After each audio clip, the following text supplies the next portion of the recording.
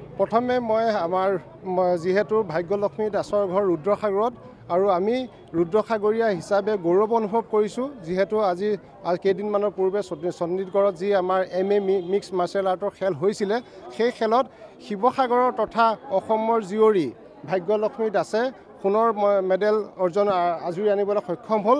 তাৰ কাৰণে শিৱসাগৰবাসী হিচাপে ৰুদ্ৰসাগৰবাসী হিচাপে বা অসমবাসী হিচাপে গৌৰৱ অনুভৱ কৰিছোঁ আৰু অনাগত দিনত এনেকৈ নৱপ্ৰজন্ম সদায় খেলৰ প্ৰতি ধাৱমান হওক, খেলক আগবঢ়াই নিয়ক। কাৰণ কেলৈ ভূপেন হাজৰিকাদেৱে কোৱাৰ নিচিনা ক্ৰীড়াই হ'ল শান্তিৰ প্ৰাংগণ। তো ক্ৰীড়াত শান্তি আছে আৰু এই ক্ৰীড়াত খেলত আগবাঢ়ি পিনি আমাৰ নৱপ্ৰজন্ম আগবাঢ়ি যাওক আৰু যিবিলাক আমাৰ অসমত বা ভাৰতত যিবিলাক বেয়া কাৰুকাৰ্য চলি আছে খেলেহে নিৰ্মূল কৰিব পাৰিব। সেইবাবে মই নৱপ্ৰজন্মক খেলৰ প্ৰতি আগ্ৰহী হ'বলৈ অনুৰোধ কৰিছোঁ আৰু সকলো আমাৰ মাক দেউতাকসকলে ল'ৰা ছোৱালীক যেনেকৈ শিক্ষাত যেনেকৈ যিমান হেঁচা প্ৰয়োগ কৰে খেলতো হেঁচা প্ৰয়োগ কৰি এখন সুস্থ নাগৰিক সুস্থ ভাৰতবৰ্ষ গঢ়ি তোলক তাৰ কামনা কৰিছোঁ।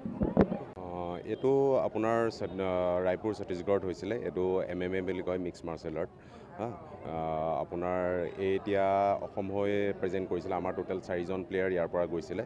তাৰে ভিতৰত 2গৰাকীয়ে মেডেল পাইছে।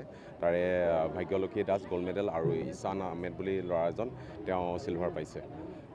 তাৰপিছত এইটো actually mix martial art martial আৰ্টৰ গোটেইখিনি আৰ্ট ইয়াত জড়িত হৈ থাকে, এটা পাৰ্টিকুলাৰ হেৰি বুলি নহয়। আৰু ইয়াৰ পৰা আপোনাৰ বহুতখিনি হেল্পফুল হয় আপোনাৰ উঠি অহা প্ৰজন্মৰ পৰা যোনখিনি ল'ৰা ছোৱালী এতিয়া ড্ৰাগছৰ লগত বহুতখিনি ল'ৰা ছোৱালী আজি এই দিনত বহুত হেৰি হয়। তো এইটো স্পৰ্ট কৰিলে অকল এইটো বুলিয়ে নহয়, যিকোনো স্পৰ্ট কৰিলে ল'ৰাখিনি বহুতখিনি এটা হেৰি হয়, ভাল পথে আগুৱাই যাবলৈ পাৰে। যিহেতু এই আজি 1 বছৰৰ দিনৰ ভিতৰত 1 বছৰ পূৰা হোৱাই নাই, তাই আজি নেশ্যনেল গ'ল্ড মেডেল ল'বলৈ সক্ষম হৈছে। এতিয়া তাই পাকিস্তানত আছে, next Asian game and world championship ডুবাইত আছে। আৰু দেখা যায় যে আচলতে সমৰ কলাৰ প্ৰতি আজি দেশত নতুন প্ৰজন্ম আগ্ৰহী হৈছে আৰু যিটো সমাজত দেখা গৈছে যে বহুত ক্ষেত্ৰত কোৱা যায় যে ছাত্ৰীসকল বা ছোৱালীখিনি সুৰক্ষিত নহয়। গতিকে এই ক্ষেত্ৰত ছোৱালীবিলাকে যদি সমৰ কলাৰ প্ৰতি যদি আগ্ৰহী হয় তেন্তে ভৱিষ্যত সময় নিজৰ যিটো আচলতে সুৰক্ষা সেইটোৰ প্ৰতিও তেওঁলোকে গুৰুত্ব দিব পাৰে আৰু লগতে কিন্তু আন 10গৰাকী ছোৱালীকো তেওঁলোকে সুৰক্ষা দিব পাৰে। এই ক্ষেত্ৰত আপোনালোকে আহ্বান জনাব নিজে আৰু আজি দেশত যিবিলাক ছোৱালী আছে সমৰ কলাৰ প্ৰতি আগবাঢ়ি আহক। হয়, মই চবকে আমাৰ এতিয়া ৰিচেণ্টলি এনেকুৱা হৈছে স্কুলবোৰত আপোনাৰ এতিয়া ফ্ৰী কোচিং দিয়া হৈছে কিছুমান 3 মান্থছৰ। তেনেকৈ মোৰ লাষ্ট টাইম তেনেকৈ কৰা তাত কৰি অহা ল'ৰা ছোৱালীও আমাৰ ওচৰত ট্ৰেইনিং কৰিবলৈ আহিছে। বা এই ছোৱালীৰ কাৰণে আজিৰ দিনত বহুতখিনি দৰকাৰী সমৰ কলা।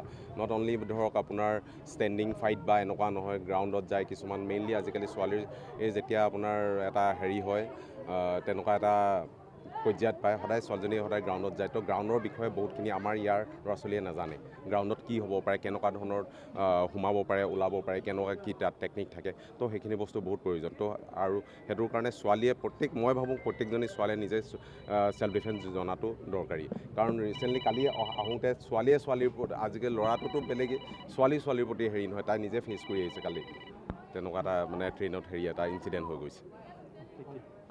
যিহেতু শিৱসাগৰ ৰাইজলৈ মোৰ আন্তৰিক অভিনন্দন জ্ঞাপন কৰিলোঁ। একচুৱেল মই নিজে এজন খেলুৱৈ আছিলোঁ। সেইটো সময়ত মই খেল খেলিবলৈ দেউতাই আগবঢ়াব বিচৰা নাছিলে মোক। সেইকাৰণে মোৰ জীৱনটো তেনেকৈ গুচি গ'ল। এই খেলৰ কাৰণে মোৰ ছোৱালীজনীক মই আগবঢ়াইছিলোঁ, ল'ৰাটোকো আগবঢ়াইছিলোঁ, ল'ৰাটো সৰু হৈ আছে, ছোৱালীজনীক আগবঢ়াইছিলোঁ। আজি যি আপোনাৰ শিৱসাগৰ ৰাইজৰ কাৰণে তাই যিখিনি খেল খেলি আগবাঢ়ি আহিলে মোক সেই নথৈ আনন্দ আৰু শিৱসাগৰ ৰাইজৰ কাৰণেও যে ছোৱালীজনীক আশীৰ্বাদ কৰে সেয়াই মোৰ আপোনালোকৰ ওচৰত। মোৰ মন বহুতেই ভাল। খেল হৈছিলে ছত্তীশগড় ৰায়পুৰত হৈছিলে,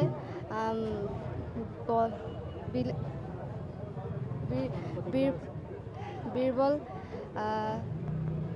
ইনডোৰ ষ্টেডিয়ামত হৈছিলে।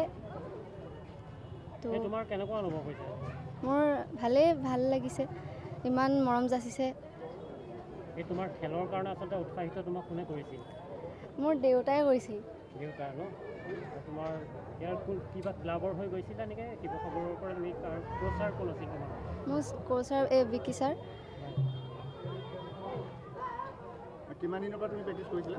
মই 2023 চনৰ 4 আগষ্টৰ পৰা মই এই প্ৰেক্টিছ কৰিছোঁ। কাক হৰুৱালা তুমি? মই জম্মু কাশ্মীৰৰ এজনী, তাৰপিছতে মহাৰাষ্ট্ৰৰ এজনী। তোমাৰ এতিয়া তুমি ক'ত পঢ়ি আছা?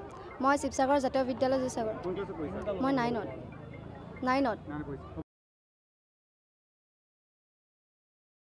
আপুনি ঔষধ বিচাৰি হাবাথুৰি খাইছে নেকি?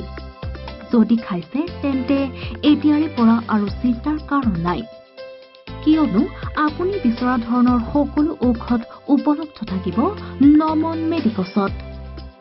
নমন মেডিকছত অধিক পৰিমাণৰ ঔষধ ক্ৰয় কৰিলে আপুনি পাব 10% ৰেহাই। কিছু দিনৰ পাছত নমন মেডিকছত উপলব্ধ হ'ব সকলো বিভাগৰ অভিজ্ঞ চিকিৎসক। গতিকে দেৰি কিয় কৰিছে? আমাৰ ঠিকনা গণেশগুৰি স্বৰ্গীয় খগেন মহন্ত পথ, দিছপুৰ পলিক্লিনিকৰ বিপৰীতে।